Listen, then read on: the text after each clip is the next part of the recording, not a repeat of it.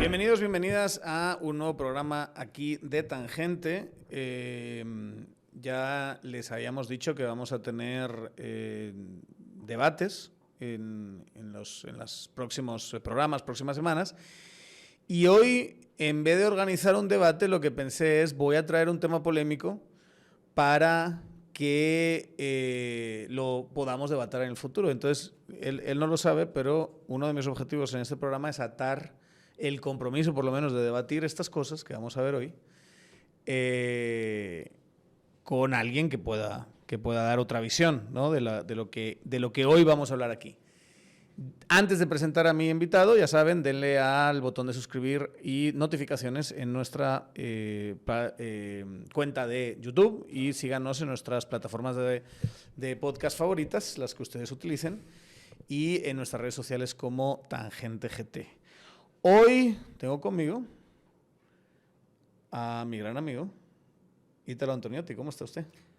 ¿Cómo te va, mi querido Daniel? Sobre todo para los que son fans desde la radio, desde el Fíjese Qué, un personaje aquí en estos micrófonos conocidos.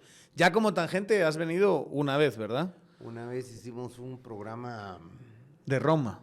No, de la antigüedad. Sí, no me de equivoco. la época antigua. Sí. Y época vamos a antigua. empezar una serie de programas en ese sentido y bueno, se nos chingó la rodilla, dicen por ahí, ¿verdad? Sí, eso es lo que pasó. Hubo algunas diatribas, pero aquí estamos otra vez, de pie y de vuelta. Aquí vamos, a pesar de los pesares. Sí. Ítalo se dedica a la comunicación, se dedica al relacionamiento público, se dedica a distintas actividades dentro del mundo empresarial. Pero tiene una pasión, ¿verdad? En sus ratos libres o no tan libres tiene una pasión. Y la pasión es precisamente ¿cómo podríamos enmarcarlo? La antigüedad. Podría El ser mundo los antiguo, clásicos, los la antigüedad, clásicos. el mundo antiguo. Sobre todo Roma, digamos. Alrededor de Roma, Grecia. Te gusta también irte a Grecia, pero seguramente donde más está tu corazón, precisamente por tus orígenes italianos, está en el mundo romano antiguo, ¿no? Totalmente. ¿Podemos decirlo así? Podríamos decirlo así. Entonces, a partir de esta pasión, el caballero también escribe libros de vez en cuando. O sea, también te metes en algunos temas y hoy vamos a tratar un tema que es el tema de este libro, que es un tema espinoso, podemos decirlo así, polémico. Es una corona de espinas.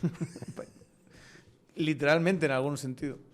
Este libro que tienen ustedes ahí, ¿verdad? Este libro, que se llama La fabricación del cristianismo, lo vamos a presentar el 20 de junio. 20 de junio. Es miércoles, ¿verdad? Jueves 20 de junio en Sofos.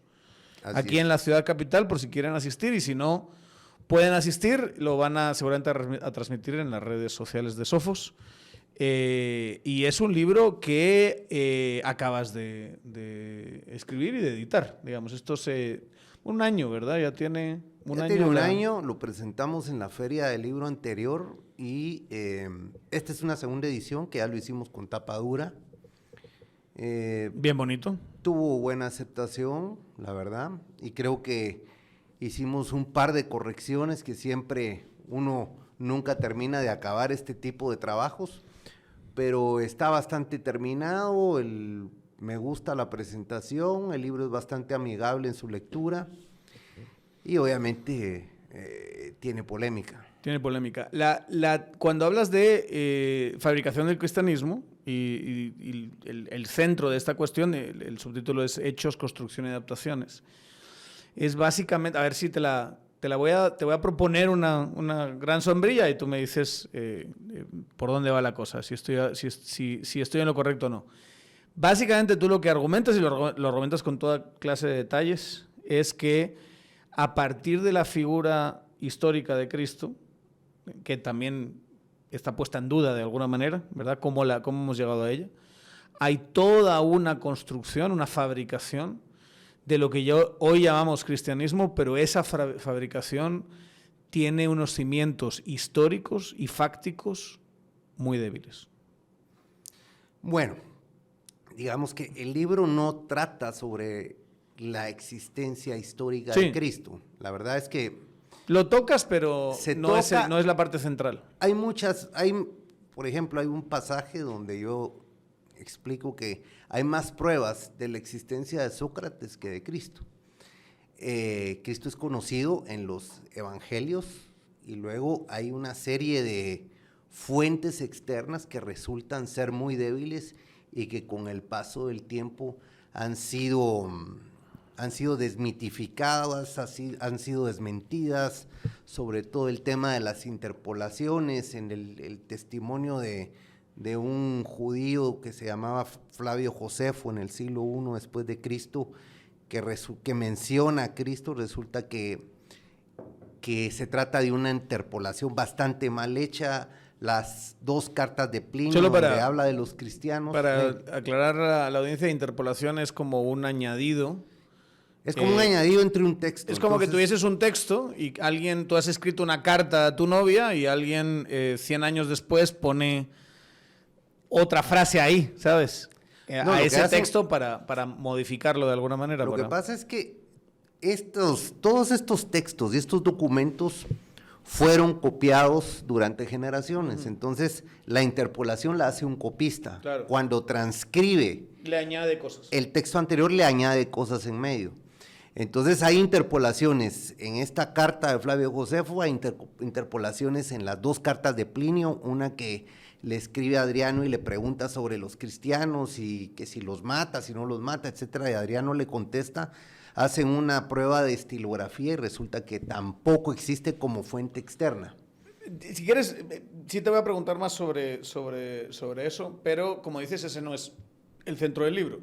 El centro del libro es todos los añadidos que a esa figura histórica se le hacen en los siguientes siglos para construir lo que conocemos como cristianismo. Y se hacen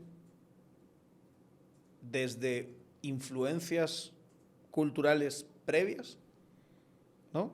al cristianismo mismo, y también por razones políticas. Esa sería más o menos la hipótesis que estás intentando fundamentar aquí, ¿verdad? Si estás planeando tu evento especial y quieren sorprender a sus amigos con unas buenas, con buena comida, con opciones gastronómicas deliciosas, no busquen más. Cocina y Más se especializa en crear experiencias culinarias memorables para todo tipo de eventos. Se adaptan a gustos y necesidades, ya sea boda, ya sea reunión corporativa, ya sea fiesta íntima, con servicio completo, o simplemente la entrega de alimentos. O sea, pueden entregárselo los alimentos en casa o de organizar todo el evento. Imagínense deleitar a sus invitados con exquisitos platos llenos de sabor y postres irresistibles, todo preparado con ingredientes frescos y de la más alta calidad. Escribe al 59 23 91 98, 59 23 91 98, y ahí les van a contar qué opciones tienen en Cocina y Más Catering. Piensen en ellos para su próximo evento, pruébenlos una vez y luego me dicen si no van a volver a contratarlos. Así es. Digamos que el libro trata la construcción del cristianismo, empieza desde el siglo I hasta el siglo VI. En el siglo VI el cristianismo está perfectamente definido y solo hay añadidos después, como el aristotelismo que se le agrega en el siglo XIII, XIV y XV. Pero el constructo está muy bien terminado hasta el siglo VI. Entonces, ¿de qué se trata? Se trata que una secta oriental, totalmente ida hacia el este, porque surge de ahí. Una secta del judaísmo. Se romaniza, porque el cristianismo era una secta. Y hay del judaísmo. Del judaísmo. Y hay un pensador que se llamaba Celso, que lo conocemos a través de un cura que lo confuta, que se llama Orígenes. Entonces él reproduce pasajes de Celso y ahí es donde conocemos a Celso. Celso siempre ve al cristianismo en el año entre el 70 y el 80 después de Cristo, lo ve como algo, 170, 180 después de Cristo, o sea, el siglo II, él lo ve como una secta desprendida del judaísmo. O sea, todavía existía una confusión al respecto. Claro. Igual, Luciano, hay otro que se llama Luciano de Samosata, que escribe un poquito después que también él se refiere a los cristianos como una secta judía. Es que hay que entender que el judaísmo, el cristianismo en los primeros tres siglos es un movimiento marginal, digamos, son grupitos de personas, nadie iba a pensar que se iban a convertir en los grandes dominadores de la religión mundial, digamos. En esos orígenes, alguien te diría, no conozco gente para refutarte, pero te diría que es natural que las percepciones de estos contemporáneos sean esas, ¿no? Son un grupito, a saber dónde, sí, vienen de Judea y tal, son una secta. Hay dos cosas importantes. Digamos, cuando Celso se refiere a ellos, digamos, casi a mediados finales, entre los últimos 50 años del siglo II, él los ve como algo marginal y lo hace a manera de burla. Después, Porfirio, un siglo después, ya los confuta seriamente. Entonces, lo que vemos es que se solidifican durante el siglo III.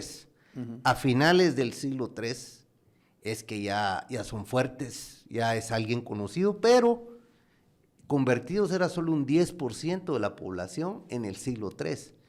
Y quien acelera esa conversión es Constantino, cuando lo vuelve una religión oficial, y él se vuelve el vicario de Cristo. El primer vicario de Cristo es Constantino. Este dato no lo sabía. Constantino se convierte al imperio con tan porcentaje tan bajo de... El porcentaje era muy bajo.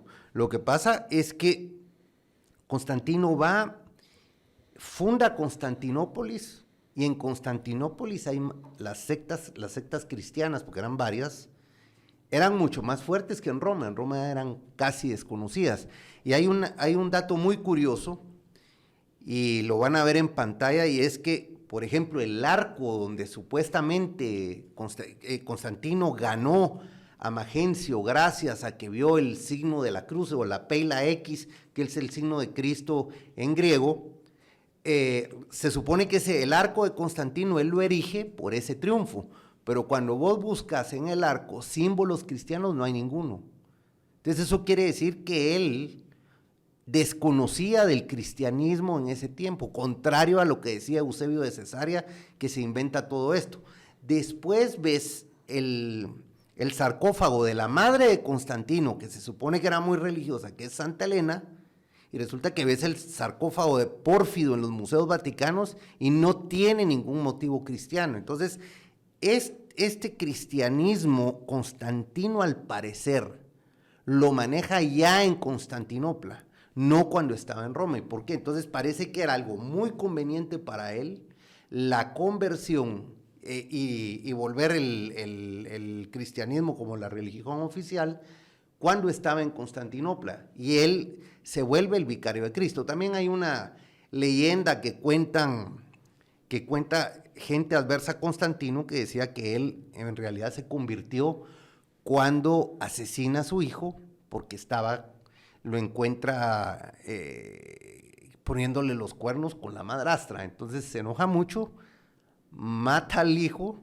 Después, esto es una historia, después asesina a la madrastra. Bueno, Eusebio de Cesarea dice que la mete en una tina caliente y se muere, saber por qué, que el agua no estaba tan caliente. Entonces, Constantino se siente... Pero sí es verdad esto. Es verdad. O sea, sí está, digamos, aparte de sí está comprobado que el hijo de Constantino estaba con su esposa.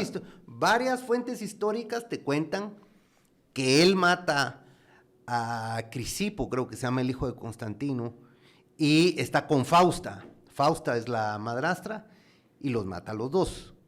La mamá de Constantino le dice que lo que hizo no tiene nombre, va con el Pontifex Maximus de la religión pagana, y el Pontifex Maximus le dice: lo que tú hiciste no tiene perdón de los dioses, eres un paria. Y cuando le dice eso, alguien le cuenta, que dicen que puede ser Ocio de Córdoba, no se sabe, o otros dicen que fue un egipcio el que le dice: mira, vete con los cristianos porque ahí pues cometes cualquier pecado y te perdonan. Entonces supuestamente tienes que estar arrepentido. Él fue con el, supuestamente con el Papa, pero haber sido un sacerdote, porque tampoco hay pruebas de existencia de papas en ese tiempo. De hecho, en el Concilio de Nicea, que es el primero, no hay un papa y no participa ningún papa. Entonces, él supuestamente le dice, no te preocupes, todo bien, solo ayúdanos. Y ahí es donde se pone a ayudar a los cristianos. Okay. ¿Qué tan cierto sea eso? No lo sabemos, pero bueno, te lo dice Zósimo, te lo dice Amiano Marcellino, que son historiadores o sea, serios, pero... Que el cristianismo se benefició en ese momento por ser una religión de perdón, y el hombre necesitaba perdón, digamos, porque había cometido un crimen imperdonable, Así ¿verdad? Es. Solo una consideración metodológica, si se quiere, antes, previa a todo esto, y es, tenemos que pensar en esta clase de ejercicio, todas las fuentes de las que tú bebes, digamos, para hacer para construir este relato, como textos de textos, vamos a decirlo así. O sea, mucho de esto es, solo para que lo entienda la gente, tú tienes a alguien que escribe una carta. Esa carta, obviamente, va degradándose en el tiempo, alguien la conserva, pero va degradándose en el tiempo porque el papel es el papel, ¿verdad? Y alguien que lee años después de escrita la carta, quizá muertos los personajes de la carta mencionados y del autor de la carta, alguien escribe algo sobre esa carta, entonces tú, a partir de este texto que después es copiado por alguien y copiado por un monje que llega a nosotros, es que sabemos que esa carta existe, porque se hace referencia a esa carta, pero esa carta no la tenemos porque la carta desapareció. Y esta clase de cosas pasan una y otra vez y una y otra vez. Entonces, en esos procesos, como dices tú, hay añadidos porque políticamente en ese momento interesa que los haya, ¿verdad? Y así es como se van construyendo las evidencias. Entonces, esta especie de arqueología del texto que hacen los investigadores de los que tú bebes, es intentar verificar qué tan creíbles son esos textos, si hay otros que mencionan esa carta primera de la que estaba hablando.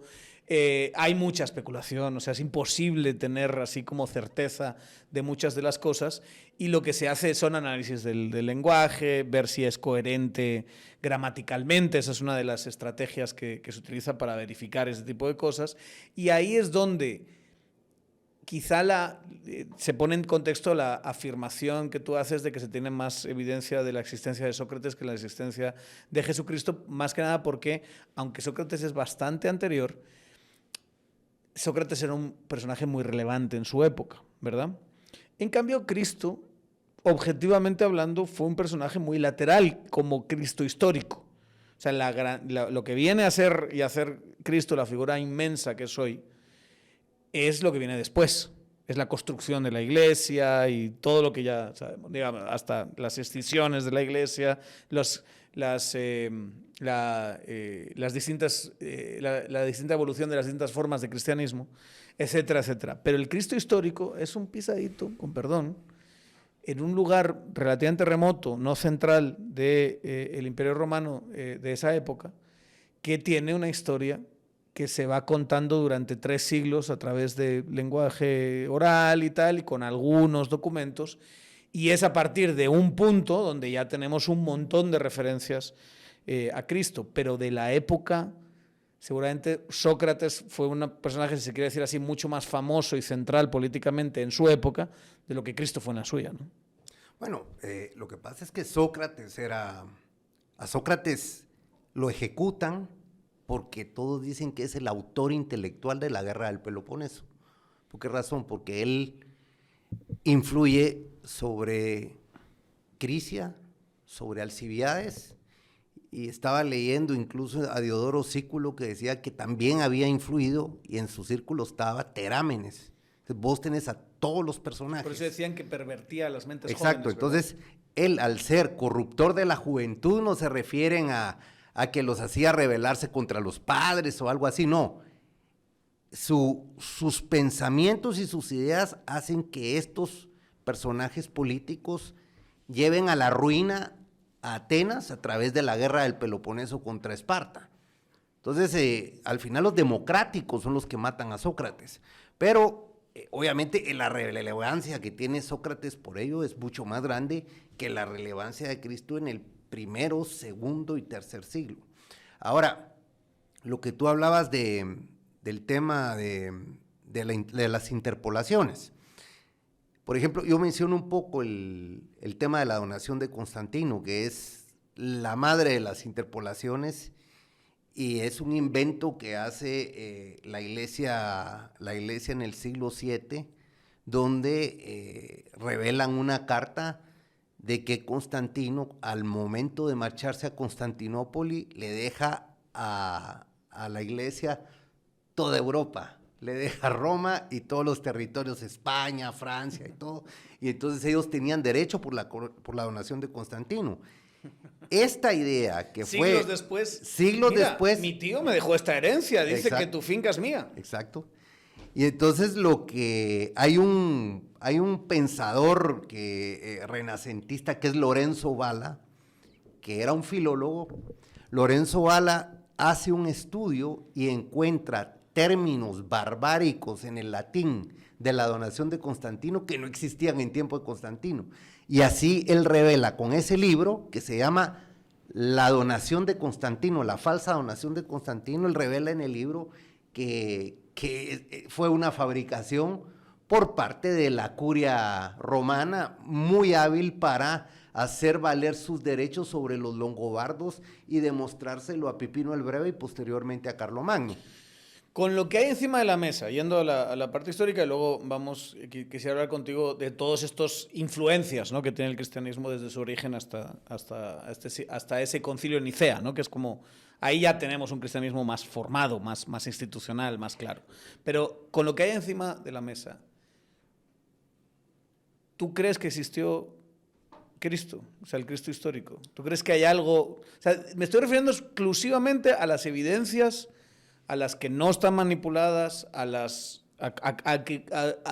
esa figura histórica que podemos rastrear con la mejor información que tenemos hoy encima de la mesa de manera objetiva. Bueno, lo primero que te quiero decir, yo lo que presento son hechos en el libro. Sí. A mí me lo preguntás personalmente y lo digo también en el libro, yo creo que sí existió alguien que se llamó así, obviamente muy distinto al personaje que se construyó después. Yo creo que podría haber sido perfectamente un esenio o alguien que estaba... ¿Quiénes eran los esenios? Los esenios era una secta que era muy apartada, eran ascetas, se iban al desierto, etcétera. Muchos dicen que él podría haber sido un esenio porque ellos estaban en contra del statu quo, contra los saduceos, contra los fariseos. O sea, ellos eran judíos puritanos, eran extremos totalmente. Entonces, cuando él habla de la hipocresía, etcétera, donde se determinan una serie de temas, podríamos pensar que sí hubo alguien que se quiso rebelar contra el statu quo, pero de su pueblo, no con un mensaje orbis et urbe, ¿verdad? Urbe et orbis, sino que algo totalmente distinto y totalmente local. Obviamente sin el pensamiento griego que le ponen a Cristo después y sin todas las influencias que romanizan a la religión. ¿Pero eso es una sensación tuya o hay alguna evidencia de que eso es así?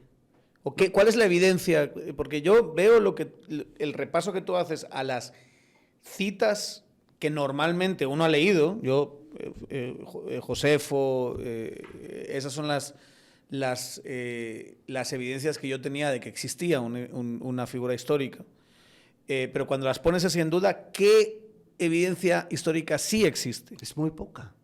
Por no decir nula. Es casi nula, porque tenés como fuentes externas, tenés el testimonio de Flavio Josefo, hay un testimonio de Tácito que es una interpolación, está la interpolación que está demostrada con la ciencia de la estilografía por parte de Plinio. Hay Luciano de Samosata habla de las sectas y trata a Cristo como un sofista, se refiere a él como un sofista, que ellos seguían un sofista. pero de ahí no tenés como fuentes externas a alguien más. Y las que supuestamente eran sólidas ya no están. Va, y lo que a ti te invita a pensar que esa descripción que has hecho es que asumes que este movimiento surgió de algún tipo de evento histórico. Totalmente. Alrededor de esas ideas quizá periféricas del judaísmo, ¿no? De los que están denunciando un status quo que favorece a algunos, una idea de renunciar a bienes, ¿verdad? Que también está muy en el origen de ese cristianismo, de amor al prójimo, etcétera, etcétera, ¿no? Que estaban en esa versión. Va, eso es con respecto a lo histórico, esa es la hipótesis expresada con todo lujo de detalles aquí. Las grandes influencias, para resumirlas así y luego me vas dando tus pinceladas, son filosofía griega, ¿verdad? Así es. San Pablo. Pero digamos, Pablo de Tarso. Central. Pablo de Tarso. Yo creo que Pablo de Tarso es una figura creada. Yo no creo en la existencia de Pablo.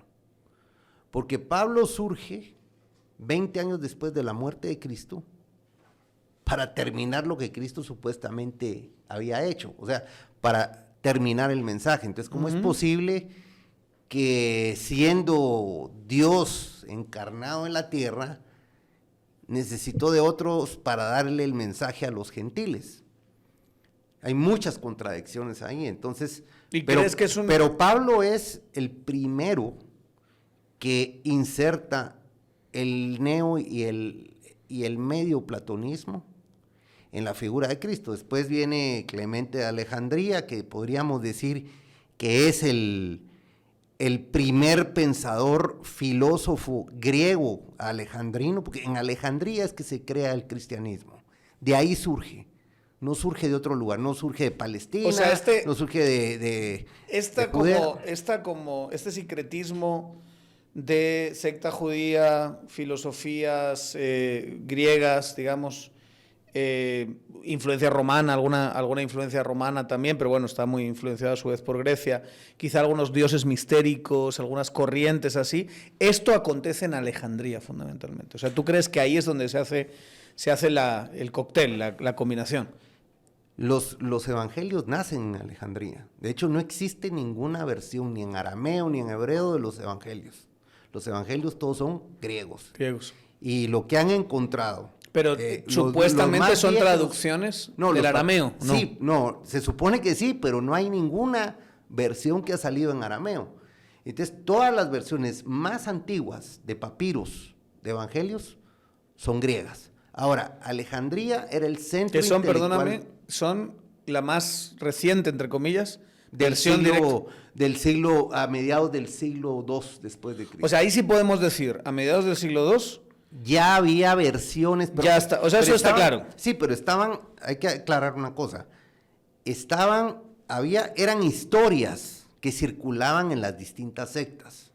Lo que hace el Concilio de Nicea, organizado por Eusebio y por Lactancio, es decir, esta versión sí, esta versión no. Lo vamos a sintetizar así, lo vamos a destazar. Y de hecho, el credo que sale del Concilio de Nicea es exprofeso, hecho o elaborado para contrarrestar toda la ola de sectas que había. Así como vos tenés un montón de sectas ahorita, evangélicas y que adventistas y los no sé quiénes y los santos de los últimos días, todas estas sectas que hay en Guatemala, todo lo que vos querrás, todo eso existía en ese tiempo. Entonces, lo que hace, pero como el emperador era absoluto, y entonces el emperador, a través de sus agentes, que eran Lactancio y Eusebio, deciden elaborar y decir a tavolino, como se dice en italiano, o sea, decidido aquí, este sí va, este no va, y ahí salen los 4 evangelios. Ya saben que nuestros queridos patrocinadores San Miguel tienen todo para tu proyecto de carpintería y remodelación. Pueden visitarles en la zona 9, en la Sexta Avenida 1227. Ahí tienen la tienda madre, la tienda representativa. o pueden escribir al 2268-0808, 2268-0808. Ya saben, San Miguel tiene madera de experto y puedes encontrar todo lo que necesitas para tu proyecto de carpintería. Sí, porque por ejemplo yo recuerdo el Evangelio de Santo Tomás. Hay un montón. Por ejemplo, ¿verdad? Que era muy famoso y que fue descartado. Hay un montón de evangelios apócrifos. El Evangelio de Judas, el Evangelio de María Magdalena, hay uno sobre la infancia de Cristo, el de Santa Tecla. Yo te diría que hay unos 50 distintos Lo que está muy evangelios. claro es que esto que pasó con este Jesús histórico, en 150 años ya tenías una primera construcción de este personaje y de su historia en distintos documentos que luego fueron ordenados en el siglo ya IV por el Concilio de Nicea, a principios del siglo IV. Es lo que se llama el canon. Y el canon todavía sufrió variaciones hasta casi el siglo V, pues. O sea, vos tenías todavía ajustes que se estaban haciendo. Ahora. Y ahí sí tenemos en el siglo V la versión de Biblia que nos llega hoy. Exactamente, la famosa Vulgata. Pero hay que entender que si bien surge todo en Alejandría, y de hecho por eso hay muchas historias que son similares de Cristo con los faraones, porque todas esas historias egipcias circulaban en Alejandría. Eran grecizadas, etcétera, pero era un orgullo como nacional, si lo querés ver así, que tenía la ciudad. Y por eso Serapis era muy importante. Serapis es un sincretismo que hace Alejandro Magno y Ptolomeo sobre un dios griego y un dios egipcio. Entonces, si bien surge ahí, y el Concilio de Nicea se hace bajo la supervisión de Constantino con sus dos agentes, que son Eusebio y Lactancio, quien gana la partida al final es Roma, porque empieza la competencia entre la iglesia romana y la iglesia imperial, pero cuando se va debilitando el imperio con los años y con los siglos, y los papas se van fortaleciendo en Italia, con influencias en Alemania, en lo que ahora es Bélgica, España, etcétera, entonces se va logrando la preponderancia Roma. Y eso va sucediendo en paralelo desde el siglo IV, yo te diría, hasta adelante. Y lo de la donación es cuando ya Roma le había ganado la partida a Bizancio. Pero esta dicotomía que siempre existió. Y por eso tenés el cisma que hubo con la iglesia ortodoxa, pues. Que ya había como una naturaleza. Ya existía que primero eran los patriarcas, ¿no? Entonces el patriarca de Roma era el más importante, estaba el de Antioquia, estaba el mismo de Constantinopla, etcétera. Eran 5 patriarcas. Después el patriarca romano va tomando más poder a medida en que se debilita todo lo que es el imperio, el nuevo imperio romano, la nueva Roma, que era Constantinopla. Ellos se quedan rígidos y lo que hacen los romanos, inteligentemente, más hábiles, es ir adaptando costumbres paganas y las van integrando a lo que es la visión religiosa del cristianismo. Y entonces el nacimiento de Cristo, que es el 25 de diciembre, era el nacimiento del Sol Invictus. De hecho, hay quejas de los patriarcas de la iglesia que cada vez que iba San Agustín decía que cómo era posible que cuando un cristiano iba a la iglesia todavía se volteaba y le hacía una reverencia al sol antes de entrar. Entonces hubo un sincretismo muy bien aprovechado por los italianos y los europeos, que integran todas estas tradiciones paganas, meten de alguna manera un cierto politeísmo con los santos, y eso hace que haya más conversos. ¿Por qué razón? Porque, digamos, los bárbaros longobardos y todos los que venían de Escandinavia, los godos, los visigodos, los ostrogodos, etcétera, todos ellos pues veneraban a Odín. Entonces a Odín lo convierten en San Miguel Arcángel y lo integran a todo el panteón y es alguien muy venerado hasta el día de hoy. Transdoc es una feria de empleo permanente y quieren conseguir recurso humano que no están consiguiendo, acudan a Transdoc, escríbanles, contáctenos @transdoc.com o vayan a transdoc.com y tendrán servicio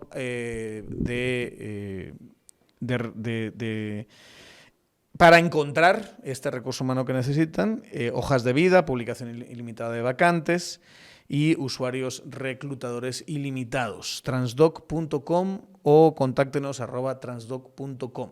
Si necesitan recurso humano, acudan a ellos. ¿Quién inventa a Tarso, a Pablo de Tarso? Yo creo ¿Es que un personaje de quién?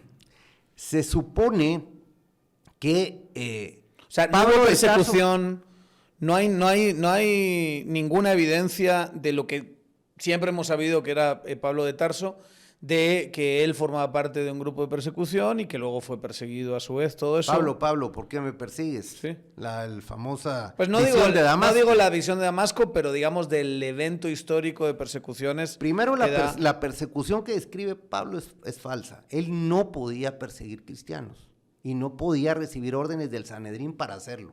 ¿Por qué? Esa prerrogativa solo la tenían las guardias romanas.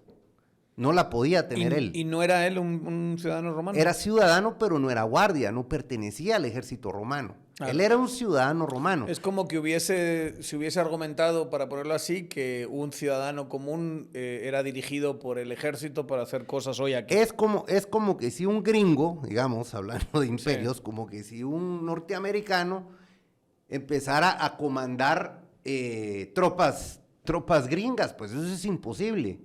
Y eso es lo que le indilgan a Pablo de Tarso. Después, cuando él dice que es ciudadano romano, le mandan como 40 o 50 tropas. Eso no lo podía hacer nadie. De hecho, yo explico que el sistema de ese tiempo no era tan simple como se piensa. Vos, si eras una provincia, tenías el derecho incluso de mandar a juicio a tu gobernador si tu gobernador cometía abusos y podías contratar un abogado en Roma para que te auxiliase. Eso es lo que hace, de hecho, Plinio con habitantes de la Bética en España, en el sur de España, y él gana un juicio a favor de ellos y se vuelve hijo predilecto de la Bética por ese juicio que él gana a favor de esa provincia. Entonces no es que un romano va a llegar a hacer lo que quiere, porque lo que hacía Roma era, me das mi tributo, te dejo tranquilo y no te jodo.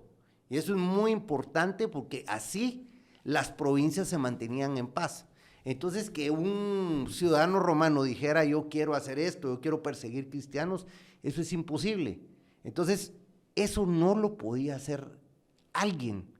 Entonces el relato es falso. Es tan falso como el relato del famoso perdón y cuando se lava las manos Poncio Pilato. Eso tampoco es cierto, porque esos perdones en la Pascua no existían, nunca fueron documentados. Por tanto, no podía ser. Y hay un relato... La única documentación es el relato exacto, bíblico en sí. Y hay un relato que dejaron fuera, porque era demasiado jalado, porque dice que cuando Poncio se lava las manos, etcétera, y ejecutan a Cristo... Eusebio cuenta que Poncio fue a hablar con Tiberio y que Tiberio se quiso convertir al cristianismo y que entonces él lleva una iniciativa al Senado para deificar a Cristo y el Senado lo manda a volar. Solo que como fue tan jalado, mejor lo dejaron fuera porque ya estaban apretando demasiado. En esa época no. Entonces, Tiberio no estaba pensando en el cristianismo. Yo creo que tampoco. Entonces, son cosas que convenientemente son soslayadas. También hay un autor que se llamaba Porfirio, que era un filósofo neoplatónico, magnífico, un gran exponente de esa corriente filosófica de la cual bebe mucho el cristianismo, con los pensadores alejandrinos, y este tipo dice unas cosas muy serias sobre el cristianismo, sobre su existencia, sobre su autenticidad, a tal punto que la última vez que fue traducido fue en 1914, pues. A nadie le interesa publicar ese tipo de cosas porque son muy polémicas. Lo mismo es Celso. Yo he buscado a Celso en español y me ha costado muchísimo encontrarlo. Solo lo he encontrado en italiano y en contadas librerías. No es... ¿Y qué es lo que dice Celso que sea tan polémico? Porque Bueno, Celso es un hombre de su época que está mirando a lo que él interpreta es una secta, pero no... Celso cuenta la historia de Ben Pantera, ¿va? La historia de Ben Pantera, que la manejó durante muchos años el rabinismo y ahora convenientemente los judíos la ocultan, es que Cristo en realidad... Qué gran nombre, además, Ben Pantera. Ben Pantera. Es un gran nombre. Que en realidad era un hijo bastardo de un soldado romano con una mujer judía. Y entonces que por eso es que lo llevan con Poncio, dice esa tradición. Y todo el mundo lo llama Pantera. La tesis es que Ben Pantera es Jesucristo. Exacto. Y entonces... Pantera, el relato de Ben Pantera, ¿dónde lo encuentras? En Celso. Y Celso es el que y Celso le habla y él, terriblemente. ¿Y él ahora, lo ha leído dónde? Él supo de eso. ¿No? Pero, digamos, cuando Porfirio habla de Cristo, no menciona lo de Ben Pantera. Y eso que es posterior. Pero Celso sí lo menciona. Algunos dijeron que no, que es el abuelo de Cristo, que no sé qué, que no sé cuánto. Pero la realidad es que Celso lo menciona en el siglo II. O sea, ya había una información al respecto sobre ello. Y eso ha sido totalmente ocultado también. Es una versión. No sabemos si es cierta o no. Porque podría también tratarse de que los judíos, cuando los acusan de deicidio en la iglesia, pues entonces ellos de alguna manera se vengan de Cristo llamándolo así. Pero no lo sabemos. Yeah. Pero puede ser tan auténtico lo que está diciendo Celso como lo que te está diciendo Eusebio. Y a Eusebio lo hemos agarrado a unas mentiras horribles, ¿verdad? Y digamos, toda esta... Lo que pasa es que la construcción es desordenada, descentralizada, ¿no? Hasta que acaba siendo centralizada por el poder. No se trata de un plan maquiavélico. Sí, no lo puede ser. O sea, no hay un plan diabólico para vamos a hacer esta religión para dominar al mundo, es que además etcétera. En 3 siglos en esa época es imposible. No, es muy difícil. Imagínate que estás hablando de un hecho, si lo ponemos a este tiempo, estás hablando de un hecho que ocurrió en 1750, por ejemplo, del cual estamos discutiendo. Ya es muy difícil, mucho menos con 300 o 400 años de distancia. Entonces, lo que fueron haciendo es fueron integrando tradiciones. Por ejemplo, las procesiones vienen de los griegos y de los romanos. Eso es y hay incienso, ahí le tiran flores, todos salen en andas, todo eso que vos ves es una tradición eminentemente pagana. Y lo que hacen es que le integran, solo cambian a Demeter por ¿cómo se llama? Sí, pero Virgen, eso ni siquiera es polémico. Eso es ampliamente aceptado que hay influencias culturales previas a las manifestaciones. Pero ¿no? Son influencias muy fuertes. Por ejemplo, la Virgen. ¿Por qué surge la Virgen? La Virgen surge porque necesitaban una deidad femenina. Porque el cristianismo estaba cojo en ello. Y quien fabrica el tema de la deidad femenina... o sea, tú dices que son poblaciones que tienen tanta tradición de deidades femeninas. Totalmente. Que tenías que tener una figura femenina. En Roma, en el imperio, vos tenías a la tríada capitolina, que eran 2 mujeres que le daban dolores de cabeza a Júpiter, que era Juno y Minerva. Entonces vos tenías un dominio de las mujeres ahí. Todas las diosas que había en Roma, que eran cualidades... como la concordia la personifican como una mujer, la paz la personifican como una mujer, Luchina, Vénere, que es la diosa de la belleza, la diosa del amor, tenés Mentis, que es la diosa de la mente, Minerva, que es la diosa de la guerra, pero en la estrategia, Belona, que es otra diosa de la guerra también. Entonces vos tenés una playa de diosas enorme. Entonces de repente solo tenés a un hombre como el Dios encarnado, etcétera, es algo que no le cabía a los paganos. Entonces tuvieron que empezar con las deidades femeninas para balancear un poco el tema, porque había mucha fe con ello, y eso lo ve reflejado en que mucha gente sigue más a las vírgenes que al mismo Jesucristo, pues sí. Y lo que yo hablo es que no se vuelve, a día de hoy, no se vuelve ese Dios Padre, Hijo, Espíritu Santo, sino que ya es de 4, porque es la Virgen María tiene un poder muy fuerte. Sí. Y yo siempre digo que pues, yo soy más cómodo con deidades femeninas que masculinas, porque por mí está bien, pues. Que es la parte más romana. Que es la parte más romana, digamos. Que es, pero igual no solo romano, es deidades femeninas Es en todos lados. Acuérdate todos que lados. la primera diosa de la que se tiene memoria en el tiempo es la Gran Madre, el que es la tierra. Y por eso Eva se llama la madre de todos los vivientes, ¿verdad? ¿En qué momento se vuelve una religión universal? Yo creo que El cristianismo. se vuelve universal en el momento que abraza el medio y el neoplatonismo, porque ya se vuelve inteligible para todo el mundo. Digamos que los estamentos altos romanos, los intelectuales, acusaban a las sectas romanas cristianas en un principio por el hecho de que no tenían una estructura lógica.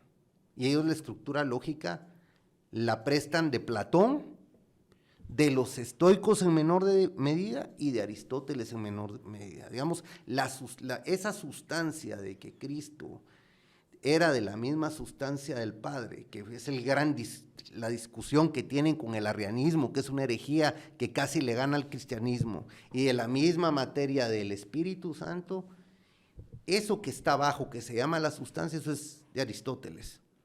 Pero esa triada de dioses es platónica. No es de Platón, sino que es de los neo y medio platónicos.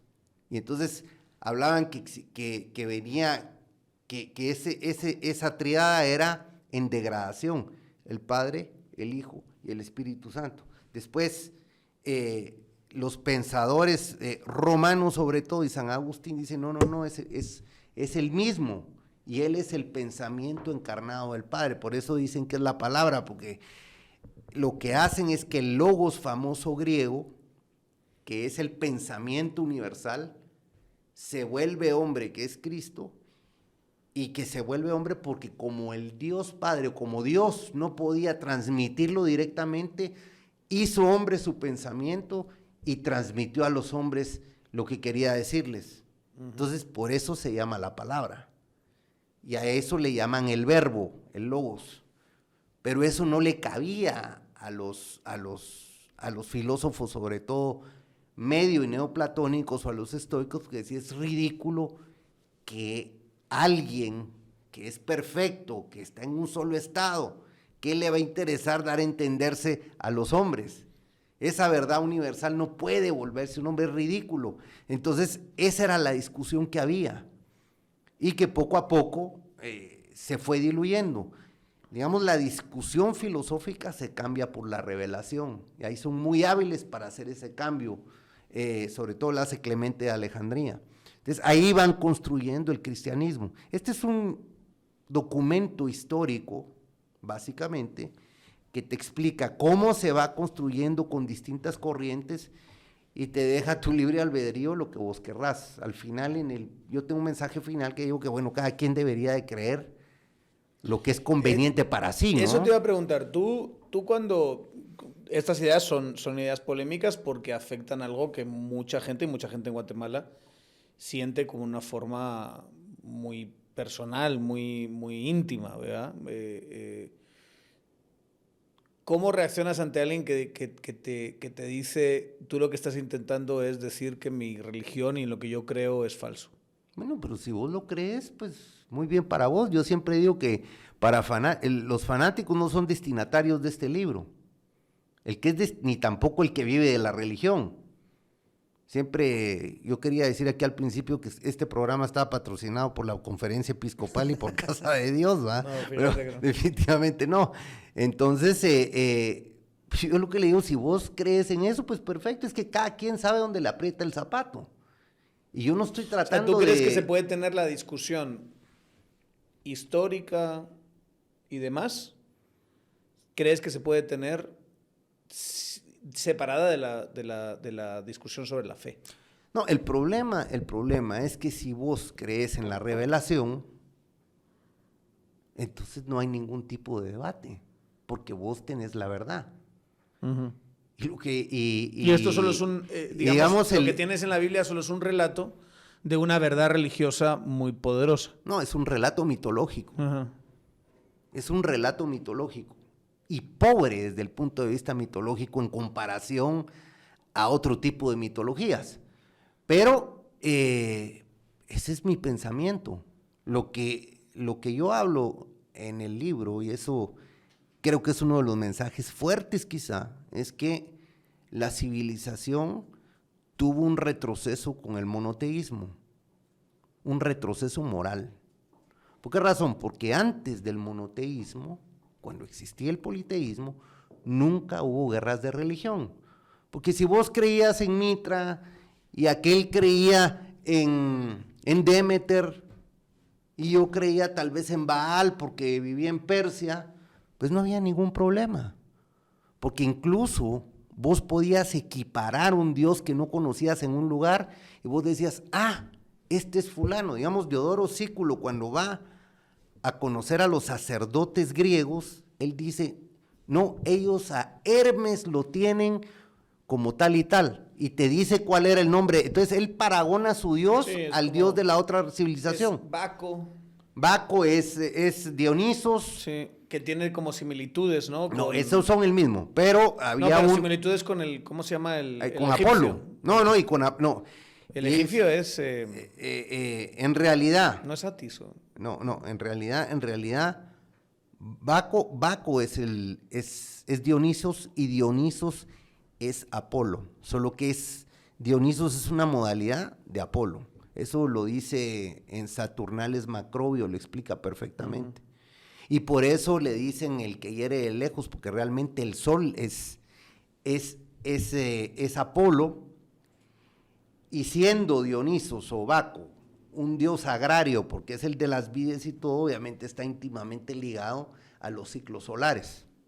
Entonces, Cristo en un principio se llamaba Cristo Helios, y hay unas imágenes que creo que están viendo en este momento, donde se muestra a Cristo Helios, y de hecho, el arco votivo de Constantino, ese que estábamos mencionando antes, sobre su triunfo en la guerra contra Magencio, está dedicado a Helios, al dios Helios, que Helios es el dios predominante en el imperio y en la ecúmene a partir del siglo II.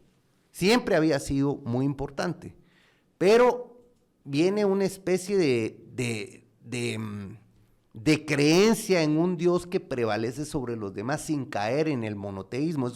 Eso era lo que le llamó un pensador francés que se llama enoteísmo, que es la prevalencia de un dios sobre los demás, sin eliminar a los demás y sin quitarles su importancia. Entonces lo que había era un enoteísmo que en un principio era Júpiter, iba mutando hacia Mitra y hacia Helios. De hecho, Mitra es un culto también que las tropas romanas adoptan de Oriente y surge con mucha más fuerza en la Panonia, que es lo que hoy es Hungría. Este culto que era de varones y era muy raro, mistérico, también tiene mucha fuerza en el siglo II. Y de hecho en Mitreos hay pruebas y hay vestigios de cultos a Mitra y a Cristo. Entonces parece que al principio Mitra y Cristo se veían muy similares. De hecho hay una cena que tiene Mitra, etcétera. Hay mucha similitud y eso, en los digamos, rituales. Para hacer de abogado del diablo, ¿eso no podría ser una influencia del cristianismo a estas corrientes? No, Mitra existía antes. Pero ¿no será que Mitra tuvo un añadido del cristianismo y que nos ha llegado lo que sabemos de Mitra por textos que son después del cristianismo? No, Mitra surge como en el siglo II antes de Cristo. Sí, pero nos llega a nosotros de la misma manera que hemos descrito al principio. No, le llega a Pompeyo primero, a las tropas de Pompeyo, que es antes de Cristo, y posteriormente decía que era un dios como de los piratas, sobre todo en los mares, y Pompeyo y las tropas tienen contacto con él, algunos abrazan esa creencia, y posteriormente no se sabe por qué tiene mucha difusión en los soldados.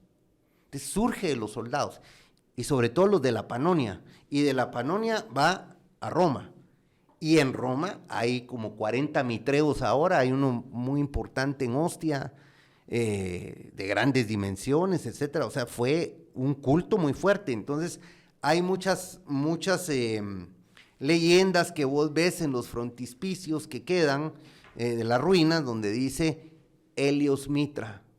Y entonces, y después, cuando ya el cristianismo es fuerte, ya es Helios Mitra Cristo, y si no es Cristo Helios. Entonces, por ese noteísmo que ya prevalecía en ese tiempo, pero sin el monoteísmo nacional judío primero, cristiano después y posteriormente musulmán, que nos ha tenido con muchos conflictos, o sea, desde que surgieron. Lo que pasa es que a partir de Constantino, el cristianismo es instrumentalizado políticamente, ¿no? Sí, es instrumentalizado políticamente. Es más, llega un momento en el que el cristianismo y la Iglesia Católica son muy difíciles de separar de los sistemas políticos, o incluso podremos considerar que la Iglesia Católica es un sistema político en sí mismo. Es una especie de Estado en sí mismo. La Iglesia Católica Romana se vuelve muy fuerte a partir de que validan la usurpación de Pipino el Breve contra el último merovingio. Entonces, Pipino el Breve, que ya era el mayordomus, y por eso de ahí viene la palabra mayordomo, que es el mayor de la casa, pero se refería a la casa merovingia. Pipino el Breve es el mayordomus, es el general del ejército de los merovingios, y quiere usurpar el poder. Pero ¿quién lo va a convalidar si no tiene la consanguinidad merovingia, o sea, de la casa de los merovingios, de los descendientes de Meroveo? Entonces, lo que hace es que habla con el Papa, y el Papa le dice: te vas a volver rey de los francos por obra y gracia de Dios. ¿Y quién te lo va a validar? Soy yo. Y entonces lo coronan rey de los... Entonces, si Dios conmigo, ¿quién contra mí? Exacto, lo coronan como rey de los francos, y el hijo de Pipino ya se vuelve el primer sacro emperador romano germánico, que es Carlomagno, y siempre validado por el Papa. Entonces, el papado se vuelve árbitro de las casas reales en ese tiempo, y eso les da un poder enorme. Eso es una habilidad genial, eso es una genialidad. Buena parte de la tensión de siglos son los güelfos y los gibelinos, ¿verdad? Que es la idea de un poder político territorial al uso versus la idea de un imperio universal y la idea de un papado universal, y quién tiene que prevalecer. Entonces, la Iglesia siempre queriendo decir: no, al final todos están bajo mí. Preguntárselo a Dante, que muere en el exilio precisamente por ello, por los líos del Papa con la casa Hohenstaufen, pues. Entonces, pero eso es después. Eso viene mucho después. Eso ya es el cristianismo consolidado y formado. Entonces, lo que se explica en el libro es, obviamente, primero, cómo surge, con qué influencia surge. Hay una teoría propia, y es el surgimiento del protestantismo en Alemania. Yo creo que surge como una venganza del arrianismo, porque el arrianismo creía que Cristo no era de la misma sustancia del Padre. Esa es la herejía arriana. Esa es la herejía arriana, y es una herejía tan fuerte que casi le gana la partida a la concepción cristiana que ahora todo el mundo tiene. Entonces, ¿qué pasa? Muchos arrianos, incluso de la casa de Constantino, los descendientes se vuelven arrianos. Y hay un clérigo arriano que se llama Ulfilas, que convierte a todos los pueblos germánicos, y ellos se vuelven arrianos. Entonces, eso quiere decir que vos podías ir a hablar directamente con el Padre sin pasar por el Hijo. Y por eso agregan en los evangelios: nadie viene al Padre sino por mí. O sea, lo que te dice el intermediario soy yo. ¿Y quién es el intermediario mío en la tierra? Es el Papa. ¿Y quién es el intermediario también? Cada cura en la iglesia. Entonces vos necesitas un intermediario para llegar, para lograr el perdón y una serie de cosas. Tenés que hacer la ritualidad también que se hereda de los romanos para, obviamente, llegar a la vida eterna. Entonces, ¿qué pasa? Los pueblos germanos se convierten, pasan siglos, pasan como siglo y medio, 2 siglos, hasta que el Papa, a puro tubo, los obliga a que abjuren de su creencia arriana y se rindan a la Iglesia Católica Romana. Y ese resentimiento que queda de los pueblos arrianos convertidos son el caldo de cultivo para que surja el protestantismo en Alemania, precisamente. Era el único lugar donde podía surgir.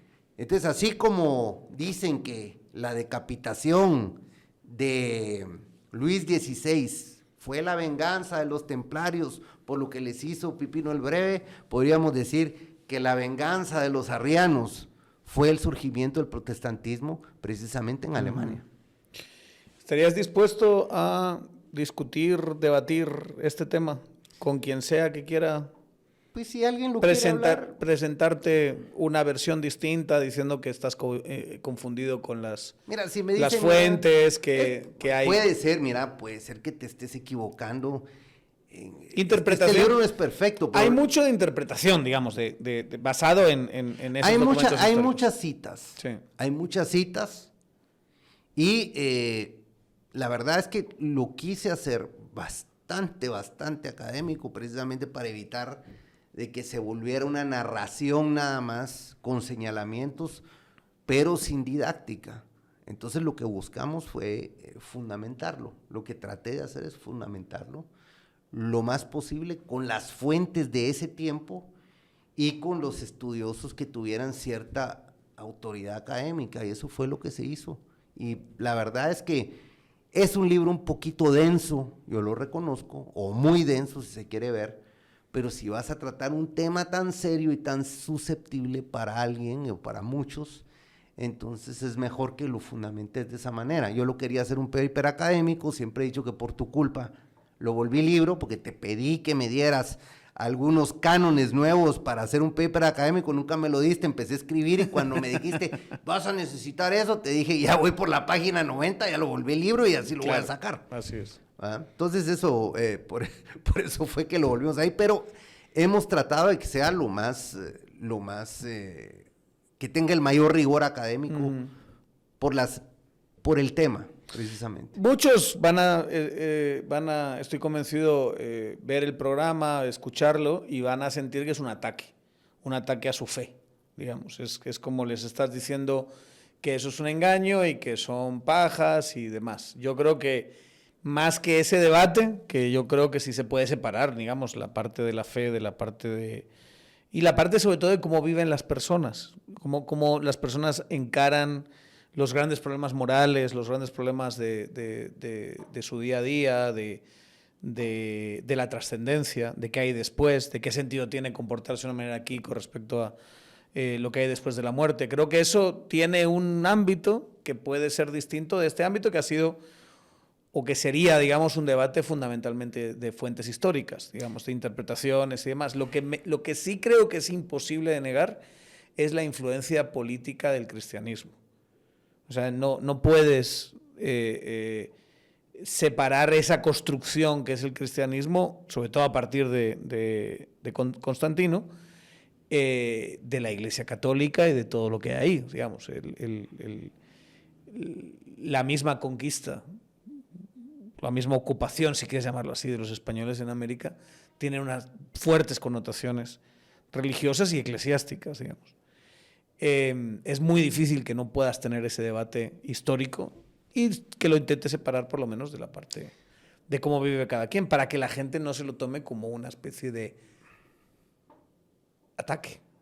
Bueno, si lo lees, la verdad es que a mí me preguntas en qué creo, yo no estoy seguro, pero es mi forma de ver las cosas y me siento bastante cómodo con ello. Porque tú sí tienes una creencia religiosa trascendente. no sé, yo te diría que cada quien debería de abrigar sus pensamientos y eso debería de ser muy interior y muy personal. El tema es cuando yo te quiero convencer de mis convicciones o mis pensamientos sobre la trascendencia. Y yo te digo, no, mira, el camino es este. Y vos me decís, no, el camino es este y nos vamos a pelear por eso porque yo creo que tengo la verdad y vos tenés la verdad. Yo estoy en el grupo de los que no saben cuál es la verdad, pero como decía un pensador romano que era un senador, que tuvo una polémica precisamente con San Ambrosio, una verdad tan grande no puede tener solo un camino. Eso era lo que él le decía.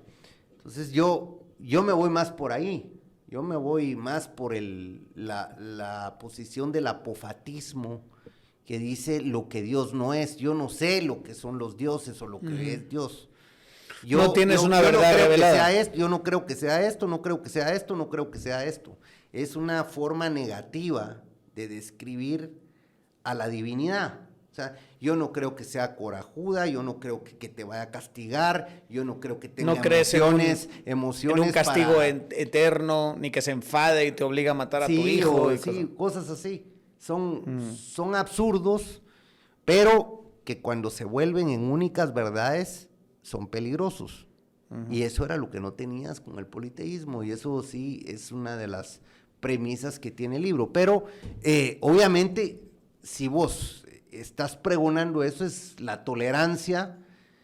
Si yo voy a tener una discusión con alguien que fue revelado o que tiene fe, yo no lo voy a cuestionar. Sí, de hecho, ni siquiera le voy... Yo me refiero, y yo invito a quien quiera, porque no hemos encontrado nunca, digamos, la contraparte de Ítalo en esta clase de temas, pero si alguien quiere proponer, y lo invitamos al programa para que venga con Ítalo, la discusión en los términos en los que se tienen en el libro y los que se ha tenido en este programa. Es decir, y de hechos, cuáles son estas construcciones, qué sentido tenía Nicea, porque cuestiones morales, eso no lo vas a discutir nunca. Podemos discutirlo, pero esa no es la intención de hacerlo de esta manera. Y queda la invitación ahí abierta. Si a alguien que está escuchando este programa, viéndolo, se le ocurre a alguien, díganoslos, porque vamos a tomárnoslo en serio y vamos a intentar invitar a esa persona, ¿verdad? Yo sugiero mejor que discutan con Daniel. ¿A qué van a discutir conmigo? No, que discutan con vos. No, a mí me va a gustar ahora ser el que está en medio haciendo de moderador. Muchas gracias, mi estimado amigo. Bueno, muchas gracias. Ya sabes, 20 de junio, jueves, próxima semana en Sofos. A las 7 de la noche. ¿Va a estar en venta en Sofos? Sí, está en venta. ¿En dónde más? ¿Lo vas a tener exclusivamente en Sofos? Va a estar en Sofos, está en De Museo, en Piedrasanta, por supuesto. Claro. Y no me acuerdo cuál otras, pero son las principales. FGI Editores es quien lo está distribuyendo, es Raúl Figueroa. Entonces, pues ahí va. Es un ejercicio intelectual que espero que los pocos que lo lean lo disfruten, porque es bastante denso. Muchas gracias, Ítalo. Nos vemos ahí, nos les esperamos, y si no, síganos en las redes sociales de Sofos. Y pórtense bien, denle al botón de suscribir, sigan nuestras redes sociales Tangente GT y nos vemos en siguientes programas así de polémicos o más.